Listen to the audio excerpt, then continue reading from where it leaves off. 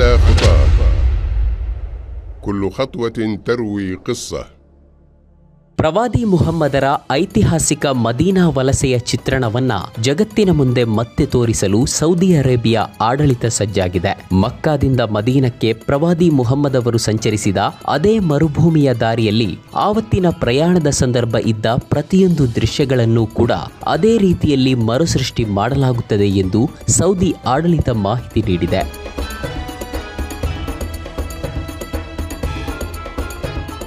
ಈ ಮಹತ್ವದ ಯೋಜನೆಯನ್ನ ಮದೀನದಲ್ಲಿ ಈಗಾಗಲೇ ಘೋಷಣೆ ಮಾಡಲಾಗಿದ್ದು, ಈ ವರ್ಷ ನವೆಂಬರ್ನಲ್ಲಿ ಪ್ರವಾದಿಯ ಹಿಜ್ರಾದ ಮರುಸೃಷ್ಟಿ ಯೋಜನೆ ಸಾರ್ವಜನಿಕರ ಪ್ರವೇಶಕ್ಕೆ ಲಭ್ಯವಾಗಲಿದೆ. ಪ್ರವಾದಿಯಾದ 13ನೇ ವರ್ಷ ರಬಿಯುಲ್ ಅವ್ವಲ್ ತಿಂಗಳಲ್ಲಿ ಪ್ರವಾದಿ ಮುಹಮ್ಮದರು ಮಕ್ಕಾದಿಂದ ಮದೀನಕ್ಕೆ ವಲಸೆ ಹೋಗಿದ್ದರು. ಮಕ್ಕಾದಲ್ಲಿ ವಿರೋಧಿಗಳ ಕಿರುಕುಳ ಸಹಿಸಲಾರದೆ ಪ್ರವಾದಿಯವರು ಮದೀನಕ್ಕೆ ಹಿಜ್ರಾ ಅಂದ್ರೆ ಪಲಾಯನ ಮಾಡಿದ್ದರು. ತಮ್ಮನ್ನು ಹಿಂಬಾಲಿಸಿಕೊಂಡು ಬಂದ ವಿರೋಧಿಗಳಿಂದ ಪಾರಾಗಲು ಪ್ರವಾದಿಯವರು ತಮ್ಮ ಸಹಚರ ಅಬೂಬಕರ್ ಸಿದ್ದೀಕರೊಂದಿಗೆ ಅಡಗಿ ಕುಳಿತ ಸೌರ್ ಗುಹೆಯಿಂದ ಆರಂಭಿಸಿ 470 ಕಿಲೋಮೀಟರ್ ದೂರದ ಮದೀನದಲ್ಲಿರುವ ಪ್ರವಾದಿಯವರ ಮಸೀದಿ ಮಸ್ಜಿದುನ್ ನಬವಿವರೆಗಿನ ಪ್ರಯಾಣದ ಪ್ರತಿಯೊಂದು ಹಂತದ ದಾರಿ ಹಾಗೂ ಅದರಲ್ಲಿನ ದೃಶ್ಯಗಳನ್ನು ಮರುಸೃಷ್ಟಿ ಮಾಡಲಾಗುತ್ತದೆ.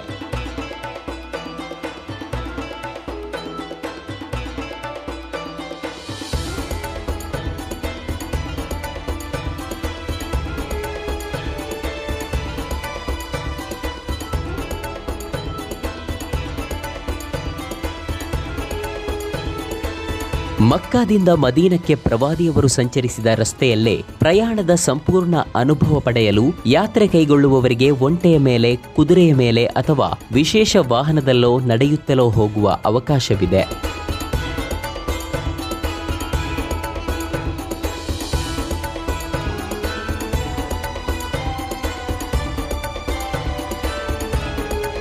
ಅಲಾ ಖುತಾ ಅಂದ್ರೆ ಪ್ರವಾದಿ ಹೆಜ್ಜೆ ಗುರುತುಗಳ ಮೇಲೆ ಎಂಬ ಹೆಸರಿನ ಈ ಮಹತ್ವದ ಯೋಜನೆಯನ್ನ ಮದೀನಾದ ಉಹುದ್ ಪರ್ವತದ ಸಮೀಪ ನಡೆದಂತಹ ಕಾರ್ಯಕ್ರಮವೊಂದರಲ್ಲಿ ಮದೀನಾದ Amir bin Salman bin Sultan bin Abdul Aziz ಘೋಷಿಸಿದ್ದಾರೆ.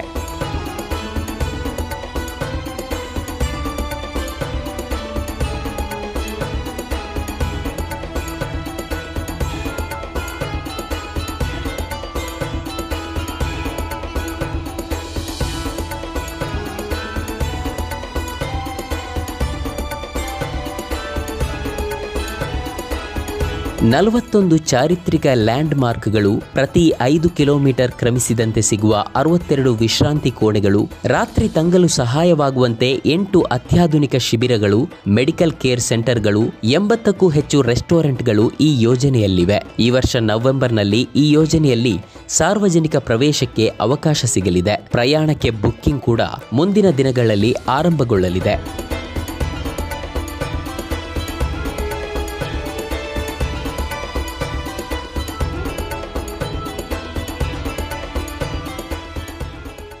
ನಮ್ಮ ಕಾರ್ಯಕ್ರಮಗಳನ್ನು ನೀವು ನೋಡ್ತಾ ಇದ್ರೆ ನಮ್ಮ ಚಾನೆಲ್ ಅನ್ನ ಸಬ್ಸ್ಕ್ರೈಬ್ ಮಾಡಿ, ಪಕ್ಕದ ಬೆಲ್ ಐಕಾನ್ ಒತ್ತಿ ನಮ್ಮನ್ನ ಬೆಂಬಲಿಸಿ.